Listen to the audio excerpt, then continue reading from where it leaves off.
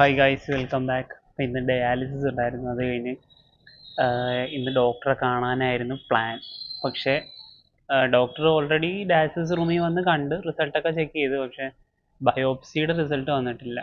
ബയോപ്സിയുടെ result നാളെ വരുള്ളൂ. അപ്പോൾ മറ്റന്നാൾ ഒരു ഡയാലിസിസ് കൂടെ കഴിഞ്ഞിട്ട് ബയോപ്സിയുടെ റിസൾട്ട് മറ്റന്നാൾ ഡയാലിസിസിന് അന്ന് ഡോക്ടർ വന്ന് കാര്യങ്ങളൊക്കെ ഡീറ്റെയിൽ ആയിട്ട് പറയും.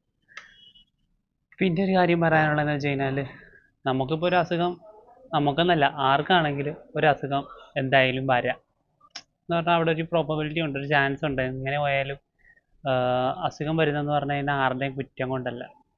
അതുപോലെ തന്നെ ഇപ്പോൾ എൻ്റെ സംബന്ധിച്ച് പറയുകയാണെങ്കിൽ അസുഖം വരുന്ന ഒരാൾ മെയിനായിട്ട് ആഗ്രഹിക്കുന്നത് പോസിറ്റീവ് മൈൻഡാണ്.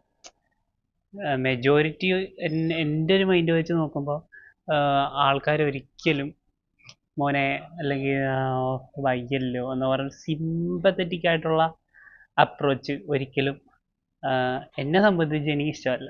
എനിക്കിപ്പോൾ എന്ത് വന്നാലും വരാനുള്ളത് എന്തായാലും വന്ന് ഇനി അടുത്ത് നമുക്ക് നോക്കാം എന്നുള്ള ഒരു മൈൻഡാണ്.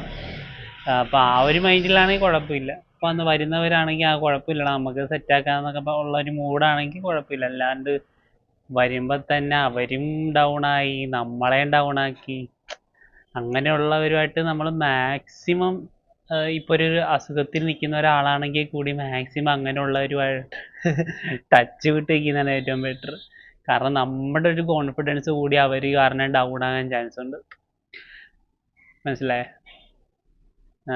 Okay, bye. പിന്നൊരു കാര്യം, സപ്പോർട്ട് ചെയ്ത എല്ലാവർക്കും താങ്ക് യു.